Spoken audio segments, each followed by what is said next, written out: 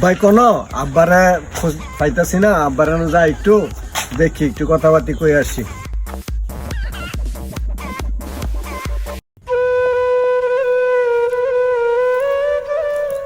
ভাই আজ যে কিন্তু পুরাটা খেত নিয়ে যাওয়া লাগবো। হ্যাঁ হ্যাঁ পুরোটা নিয়ে যাও। পোলাটায় কথা শুনে না, হ্যাঁ যদি আইতো খেতটা নিয়ে যাইতে পারতাম ভাই। হ্যাঁ তোমার পুত্রা দেহি জানি দুষ্টামি করে। কি করতাম ভাই কোন কথা না শুনলে।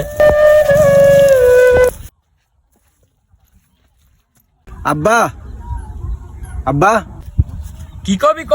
আব্বা তুমি কত বয়সে বিয়া করছো? 22 বছরে।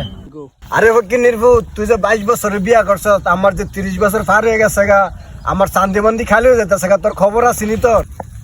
এ আইসি বিয়া করতে, তুই কাম কাজ করস রে। তবে একটা শর্ত বিয়া করাইতে পারি, তুই যদি ঠিকঠাক আমার সাথে 1 মাস কাজ করতে পারস।